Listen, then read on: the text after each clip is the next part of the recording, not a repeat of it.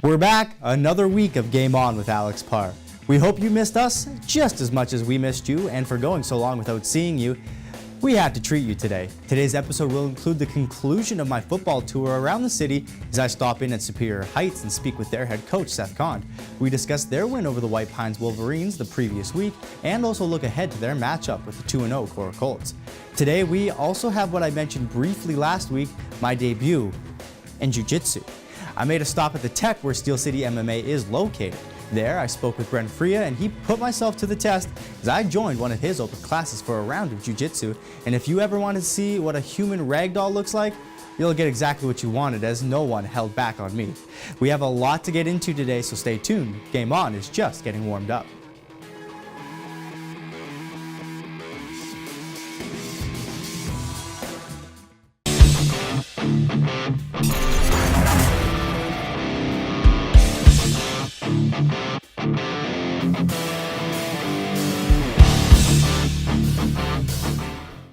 He was their top scoring defenseman last season, and now he gets to remain with his team for the next two. The Edmonton Oilers have announced yesterday that they have signed former Sioux Greyhounds defenseman Darnell Nurse to a 2-year deal worth $6.4 million. Nurse, who is from Hamilton, Ontario, spent 4 seasons with the Sioux Greyhounds from 2011 to 2015, scoring 36 times and setting up 98 others in 221 games while collecting 326 penalty minutes. Nurse, who was selected by the Oilers in the first round, 7th overall back in the 2013 NHL entry draft, has already played 3 full seasons with the Oilers from 2015 to 2018. Despite missing the playoffs last season, the 23-year-old still set career highs in goals, assists, points with 26 of them, and games played with all 82. At Superior Heights last Friday, the White Pines Wolverines took on the Superior Heights Steelhawks in senior high school football action. Cooper Laframboise, Taylor Hollub, Mitchell Delavadova, Alicia Ashimwe, and Ethan Johnson all had touchdowns after the impressive game played by the Steelhawks. Superior Heights quarterback Darren Pitawanakat also had 2 passing touchdowns on the day. The final score for the game was a Superior Heights 49-0 win over the Wolverines. After dropping a 4-0 decision to the Guelph Griffins on Saturday afternoon in Guelph, the Algoma University Thunderbirds men's soccer team was back in action on Sunday afternoon for their second game of a 2-game road series against the Griffins. The Thunderbirds' record fell to 0 wins and 6 losses on the season Sunday afternoon as they dropped a 5-1 decision to the Guelph Griffins at Guelph Soccer Complex. Algoma would get on the opening goal of the game at the 18:39 mark of the first half, courtesy of Mohamed Algarni's second goal of the season, putting the Thunderbirds up 1-0. The Griffins would then get 4 goals in the second half, including 2 from Jace Kostopoulos as the Griffins went on to defeat the Thunderbirds by a final score of 5-1. The Thunderbirds, who are still looking for their first win of the season, will be back at Superior Heights this Saturday at 3 p.m. to take on the Laurier Golden Hawks, who have 0 wins, 7 losses, and 1 tie on their season. Nicolas Deslauriers is still in the hospital after suffering what appeared to be a facial injury in Monday night's game against the New Jersey Devils. Deslauriers, who had 10 goals in 58 games with the Canadiens last season, was injured with less than 5 minutes remaining in the first period of Monday's game after fighting with Devils forward Brandon Baddock. Deslauriers played 4 minutes and 38 seconds before being ruled out for the remainder of the game by the Canadiens. He was then sent to hospital to be re-evaluated for an upper body injury, according to Canadiens head coach Claude Julien. The 6'1", 215-pound Deslauriers was signed to a 2-year, $1.9 million extension in February of last season. He came to the Canadiens from the Buffalo Sabres in a trade for defenseman Zach Redmond last October. A historic defeat for the Baltimore Orioles came last night, but wasn't much different than the 106 that preceded it. Baltimore managed only 3 hits in falling to Toronto 5-0 on Monday night and tied an Orioles record for losses in a season. Rookie Ryan Borucki pitched 8 sharp innings for the Blue Jays, who have won 13 of 17 games between the 2 bottom teams in the AL East. Toronto stands 25 games better than the Orioles, whose 43-107 record is worst in the majors. Since the franchise came to Baltimore in 1954, the only other Orioles team with 107 defeats was the 1988 club, which started 0-21 on its way to a 54-107 finish. The franchise record for losses is 111 by the 1939 St. Louis Browns, a mark well within reach of this team.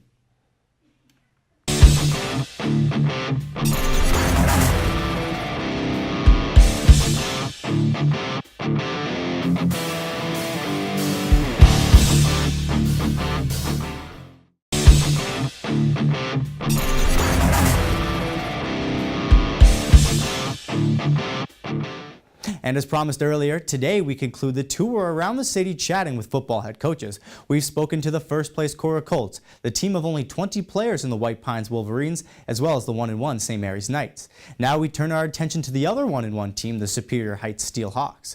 I spoke with Coach Conn on their game against the Wolverines in Week 2, and we also look ahead to their matchup against the first place Colts. So first off, let's talk about that White Pines game. You guys won. You're sitting at 1-1 at Week 2, finished. Is that where you guys want it to be? Where do you think you guys should stand? All things considered, it's a long season. We know that we have to beat somebody in this league twice in order to win the championship, and that's been an adage of ours for a long time. And when we can finish 1-1 after Week 2, then we can prepare knowing that we have a victory under our belt and work towards a few more. And who were some players that really impressed you after that Week 2 performance? We got a tremendous effort from Gabe Spina. He's been an outstanding player for us. He plays safety for us. Cooper Laframboise. Mitchell Delvedova was another standout as well. So those two in our backfield with Mitch and Coop is a nice 1-2 punch. And the same question I asked you before, but what are some of the morals that you want to really instill with these players to not only use in football, but take with them the rest of their life? I think the operative words are mental toughness. I think that if they can learn and understand that they can't dwell on things that have happened in the past and think about the bad things that had happened to them, their minds are simple, as are the rest of ours, and there's not enough room in there for good and bad thoughts. So if you fill it with good thoughts, and good things will happen, and that's a proven tactic within sports psychology.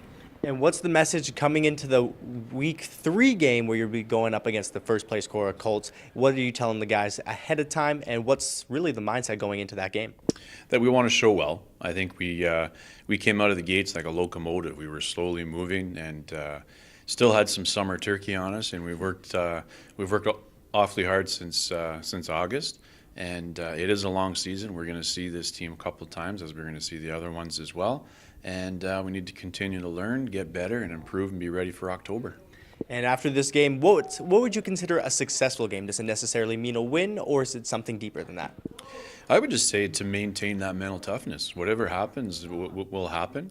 I tell the guys every single year in camp that we are successfully in the semifinals within a 4-team league. So we understand that, and we just want to get better every single week. And whether that's winning or learning, and that's the way that I present it to kids, is either you win or learn. And we've done an awful lot of learning in recent years, and I've done a lot of losing in a lot of years in the past, and I've done a lot of learning through those losses. So again, if we can take all those pieces together, move forward, and prepare as best we can for October, that's our ultimate goal. Best of luck against the Colts, Coach. Thank you very much.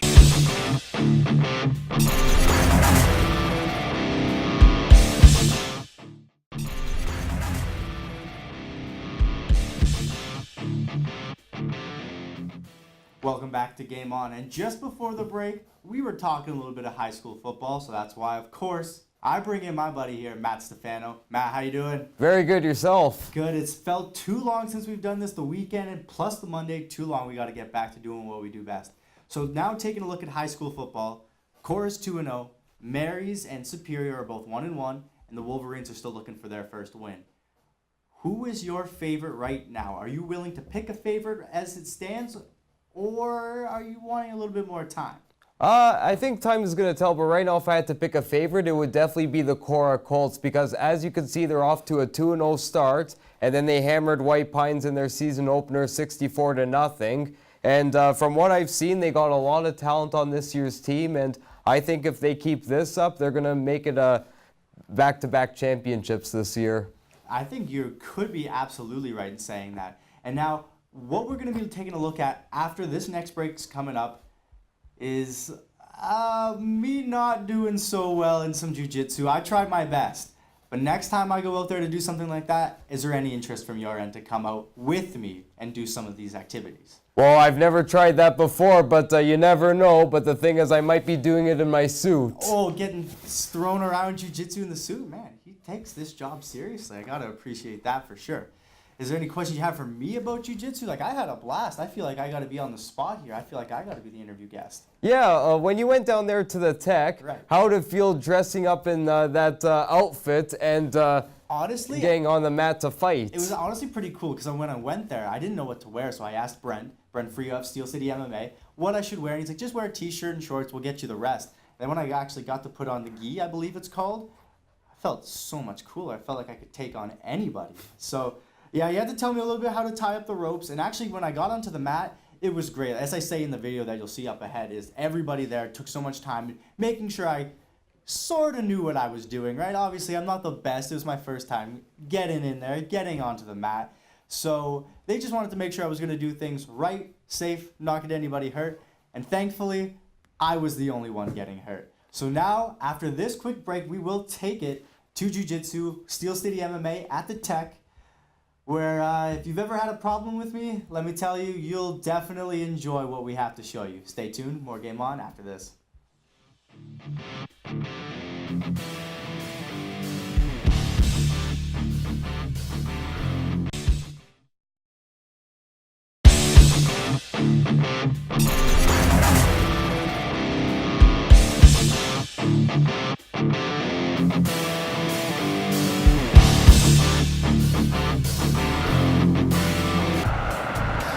And welcome back to Game On, where once again I will be putting my skills, or lack thereof, to the test, where I will be out of the studio once again testing in jiu-jitsu today, where we've been talking to Steel City MMA's Brent Freya, who's invited me along to take part in one of his open classes. So I'm gonna change. I got my shorts, I got my shirt here, and I'm ready to put some people into some holds, yeah, I don't really know what I'm getting myself into, so this could go bad, this could go well, or it could be embarrassing for your viewing pleasure. So let's get on inside and see what's in store.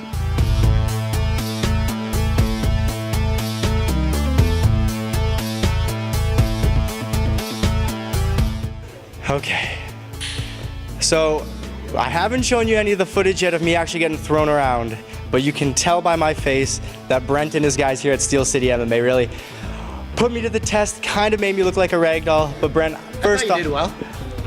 Okay, that's surprising to me, but Brent, thank you very much. First off, let's just talk a little bit about the facility in itself. How long has Steel City MMA been around? What kind of things have you guys been offering, and what did we do today? We've been open for a little more than 6 years, going on 7 years shortly. We offer a lot of different things. We offer, obviously, jiu-jitsu. Lots of people enjoy it for self-defense, the fitness aspect. As you can see, it's, at the beginning we warm up and it seems pretty, it's not too physically demanding, but there obviously is once you start getting into it, there's a real physical component of it. So the fitness aspect is great. Same thing, we have kickboxing and boxing. And again, very similar. We have a lot of people who, most of our members do those things for the fitness aspect of it, for self-defense maybe. Very rare number compete. They do it, they pursue it competitively as well. So we have competitive, jiu-jitsu players, competitive boxers and kickboxers and MMA fighters and stuff. But for the most part, it's a recreational, martial arts facility, and focusing on jiu-jitsu, kickboxing, and boxing. Our kids program is really big as well. Kids only do jiu-jitsu and kickboxing, but those programs are very popular. And like you were saying, that for the beginning part of it, it may not seem too physically demanding. Like when we were doing the jogging and the warm-ups, like, okay, I got this. Then I got matched up with a guy named Jeff. Let me tell you, if you're a newcomer and you're coming here, you'll definitely want to work with him. You're going to be put in your place. But just like the rest of the guys here that I worked with, everybody was great. They really wanted to teach me how to do it, but also make sure that I wasn't going to get too carried away. Do you have other teachers here? What kind of, not only classes, but who is a part of your staff that really helps teach the classes here? Oh man, we've got an awesome group of coaches here. I coach jiu-jitsu twice a week usually, sometimes 3 times a week. We've got a couple other jiu-jitsu coaches. We've got 3 or 4 other coaches who coach kickboxing and boxing. I don't even want to start naming them because I would probably leave somebody out, and that's not fair. But all the coaches, we've got tons of really good coaches here. The best part being they have competitive experience, right? you wouldn't want to go learn hockey from somebody who never played hockey.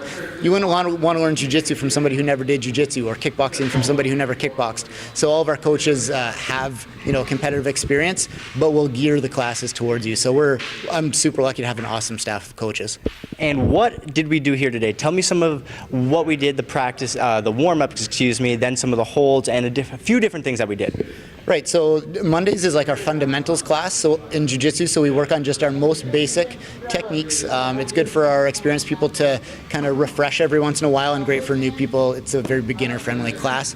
So we did our general warm-up, and then we worked on two basic self-defense positions. One we would consider a defensive position where we're trying to protect ourselves, and one is an offensive position where we can attack or subdue somebody. So I'm sure you'll see that on the video.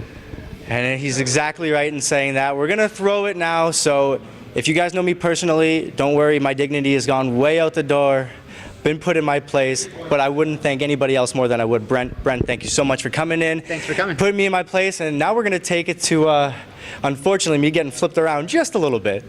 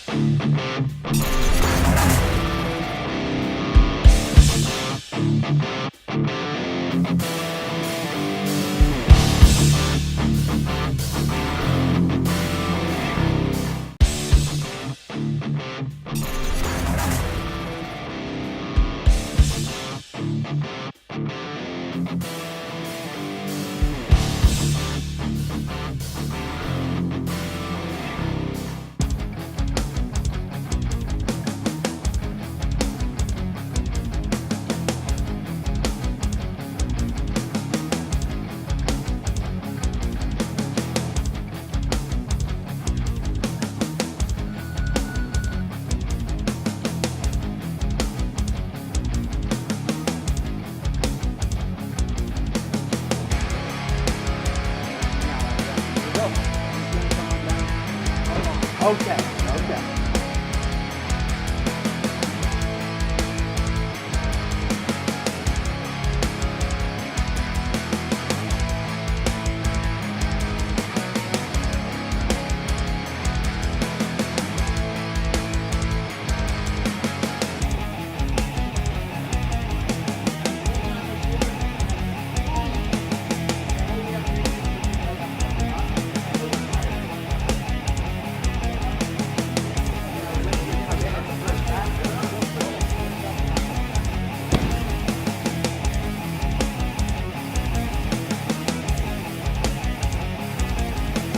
This is just in case he dies. Okay, camera up for a second here.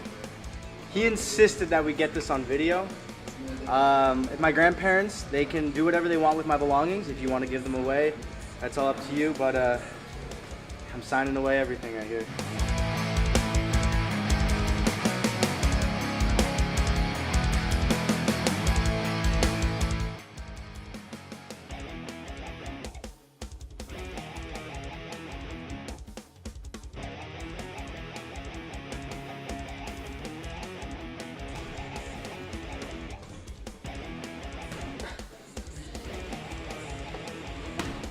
For the camera. Okay.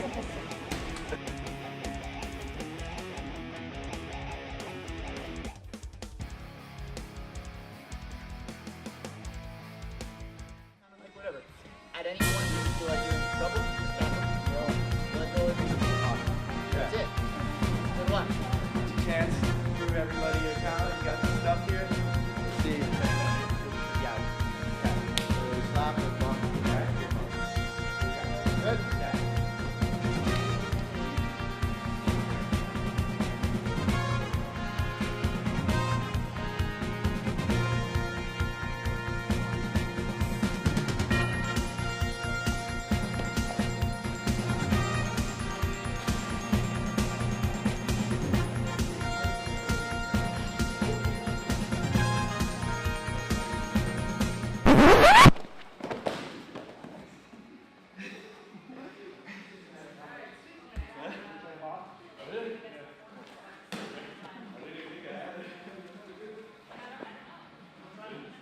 I guess there's not much to do from here, but... Okay, it's setting up. Triangle chokes.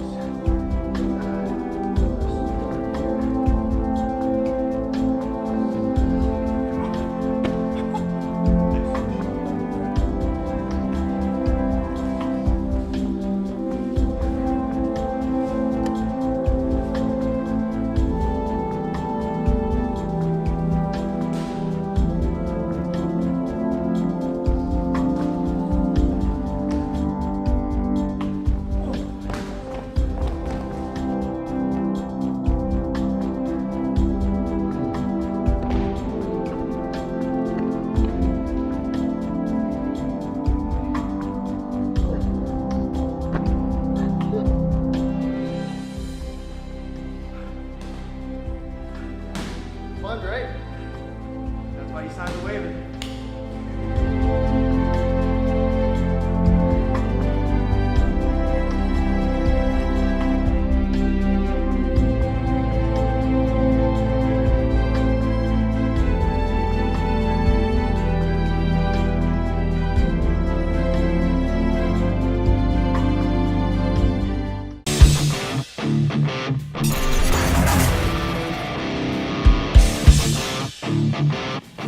And here we are at the end of another episode of Game On, and as always, both Matt and myself thank you immensely for spending your last half hour with us. Tomorrow's episode will feature an on-location interview and the desk banter between Matt and myself that personally I'm pretty thrilled to get back to. You'll have to come back tomorrow to find out who and what the topics are, but don't only come back tomorrow, come back every Tuesday to Friday at 8:30 p.m. And if you can't make it then, check out 2Online's YouTube page where you'll find the full episodes uploaded. Thanks again for watching, and good night everybody.